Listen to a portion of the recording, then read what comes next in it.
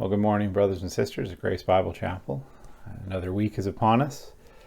If you're like me, you've had a lot to think about just with everything that's happened in the news and with the riots that are going on down in the States. And there's a lot of questions, there's a lot of confusion.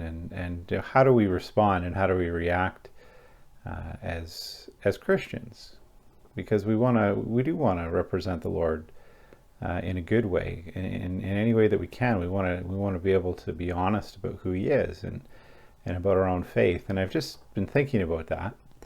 I've been thinking about that today, and especially, and I keep coming back to this verse in Romans chapter 1, and it's going to kind of be the thread which I want to pull for the rest of this week as we do these just short morning devotionals. And it's this, and it's Romans chapter 1, verse 16, that says, "For I am not ashamed of the gospel, for it is the power of God for salvation to everyone who believes, to the Jew first, and also to the Greek.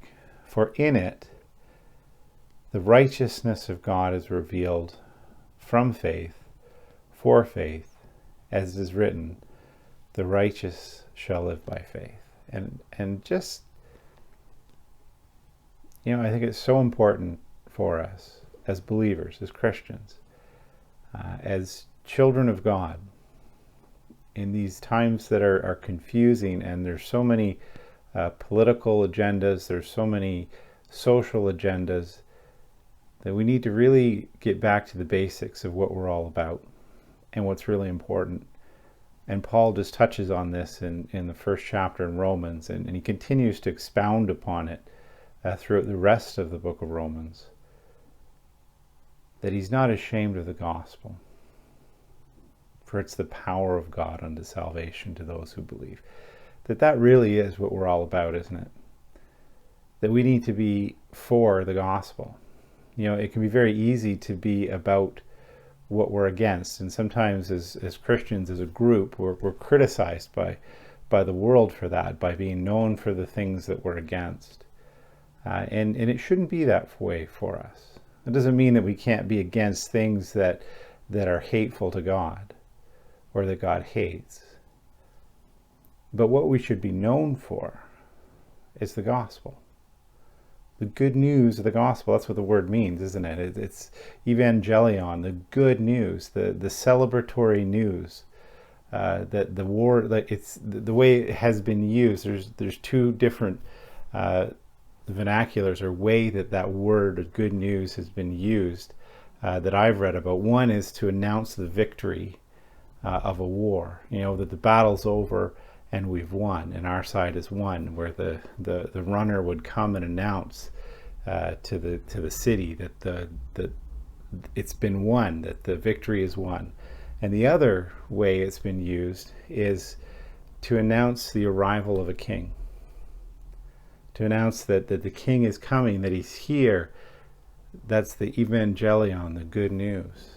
And that really is to be what we're all about, isn't it? I think one of the most wonderful examples we can have of that is when we look into the book of Acts and we look at what Paul was like in the city of Ephesus when he came to Ephesus. Now, to understand the culture there, I won't get into too much detail, but it was a wicked, wicked place. Temple prostitution was rampant. It was idolatrous. There was demon possession. It was a capital of sorcery, drug abuse, all that sort of thing. It was a wicked, wicked place. And when Paul comes, he spends 3 months in the synagogue contending for the faith, trying to convince people of the gospel that Jesus is the Christ, the Jews. And when they didn't believe and when they kicked back against it and started to ridicule him, well, he moved out of the synagogue and he rented the Hall of Tyrannus, or daily he went to the Hall of Tyrannus, who was a lawyer, and he contended with people about the faith and tried to convince them that Jesus was the Christ. He shared the gospel, and he did that for 2 years.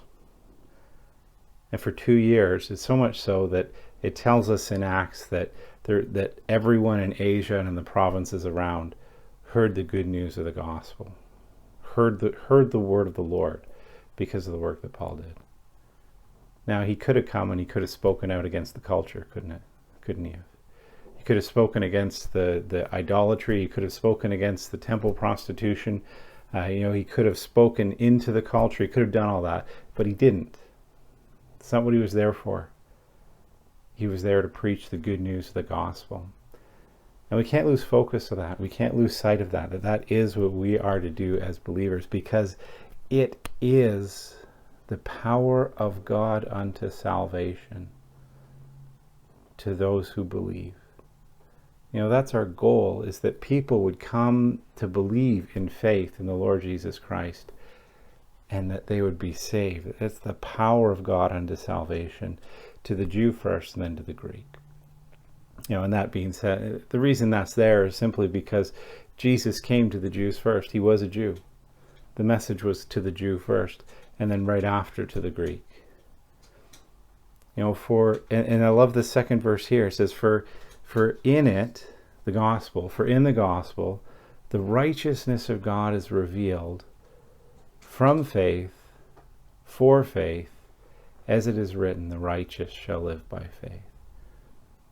And so this speaks of the gospel just isn't about an event. It's not just this message of, believe in Jesus and be saved from something, be saved from an eternity in hell, be saved from the wrath of God.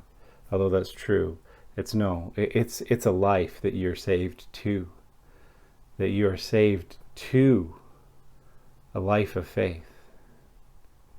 And so we're going to dig into this idea, because Paul introduces this here, this connection between faith and righteousness. That it's a connection that may be foreign to a lot of people, because we think of righteousness in a certain way, that idea of doing what's right, and we think of it as works and action and things that we do. But Paul has a very different perspective on that, and we're going to dig into that this week. And so that's what I want to do. I want to look at the gospel. I want to look at what righteousness is. What is the righteousness of God that's revealed in the gospel, that comes from faith and is for faith? And we're going to look at that, and we're going to look into the book of Romans and just take a few minutes each day to dig into these ideas, so that we have a firm grasp of the gospel, so that then we can go out and not be ashamed of it, but to know it and to preach it and to be about the gospel, which is the power of God unto salvation. So I say that to encourage you this morning. God bless, and have a good day.